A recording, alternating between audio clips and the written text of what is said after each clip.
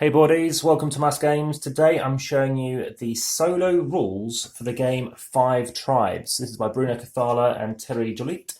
And as you can see, I've kind of got the box just in shot here. We've got the Thieves from Nokala that's not been mixed into this game. It's also got the other expansion as well. We've got the Will Whip promo as well, which we're also not playing with, partially just to show you how to explain this game without any kind of confusion. So what you're doing is you're setting up the game as you would with 5 Tribes, and let me give you the theme as to why we're playing this game solo. The new Sultan of Nokala, Yazid I, is as benevolent as he is naive. He cares about the people, distributes wealth to the poor, listens to their complaints.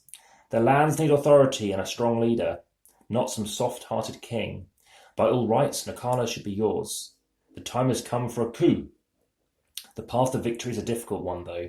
The Sultan is supported by his council of viziers. He has assassins entirely devoted to his cause, and rumour has it he is protected by powerful jinns. So as you see, I've set up the game as it is. I'll be playing blue. You play blue with 11 camels. You have obviously Yazid has 11 pink camels as well. You have 25 money, just about in shot down the bottom here.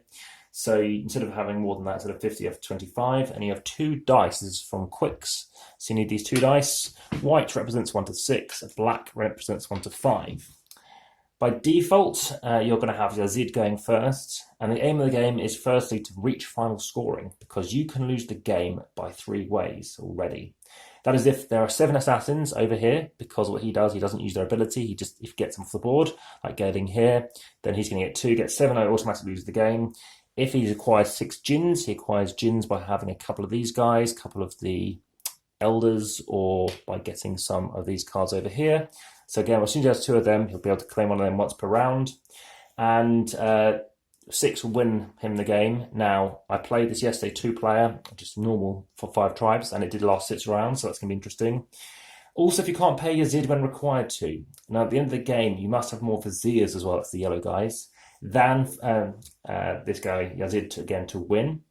And in terms of turn order, then Yazid always goes first, as I think I mentioned. However, I can pay to outbid him. So just as I recap everything, please hit the subscribe button if you haven't already to check more videos. Also, please hit the like button if you found things slightly of interest. By all means, please do share. And check out the comments, check out the descriptions for anything I may have goofed on, or got further information on further things, because I won't be doing a playthrough of this video. I'm expecting a delivery of 7 games today, so unfortunately I don't want to be pausing it and potentially missing up. So we've talked about the dice here, let's just talk about those actions as well.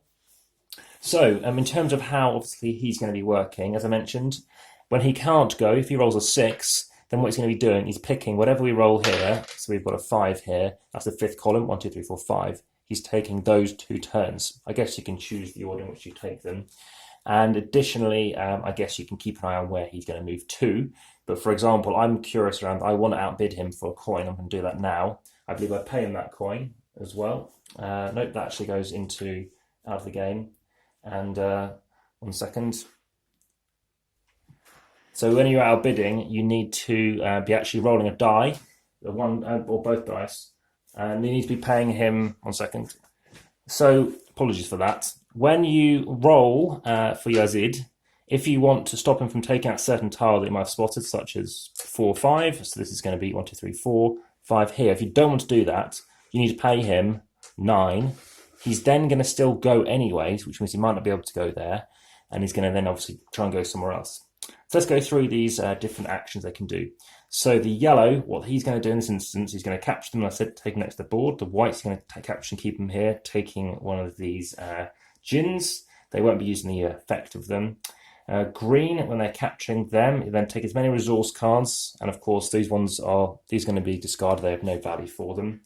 And for the blue ones, when they're going basically back into the bag, what they're going to be doing is they're, instead of scoring points, it's going to take the money from me, like my victory points instead. And finally, with the red guys, I guess the assassins are going to go off the side, 7 and he wins. So when he clears a tile as well, he immediately places one of his camels on it as well. That's another end game losing condition by obviously having all those camels out. So that's obviously very important to be aware of in the base game too. So if any of these are all placed out somewhere, then of course that is a worry. So clearing a tile, keep an eye on that. Jinns have no effect, as I mentioned. But there are some jinns that I could acquire, such as if I get Dinhirim, I receive two gold whenever Yazid takes Vazirs. And with Nakia, I receive 2 gold whenever he takes assassins. Marid receive 2 gold whenever Yazid clears one of my tiles. And Baal, which is received 2 gold whenever he takes Jinn. Now, I don't actually have any of those guys in play, but just making sure aware of that.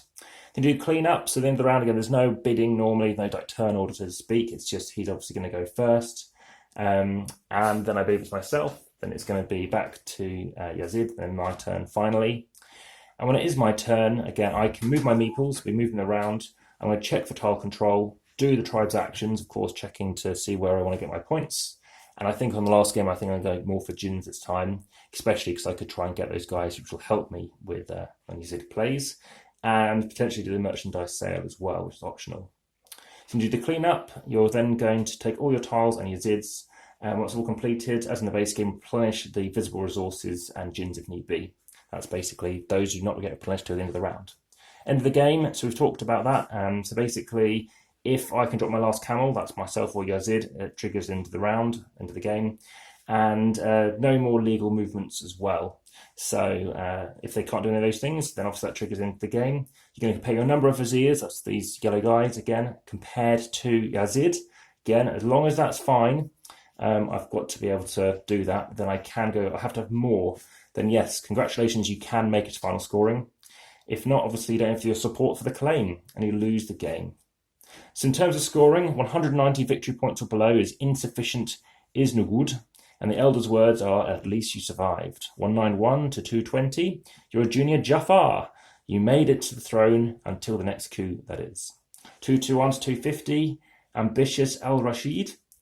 The Sultanate is yours. This was almost too easy. And 251 victory points and more. Splendid Saladin. Not only did you take the throne, but people love you. You still wonder how you did it.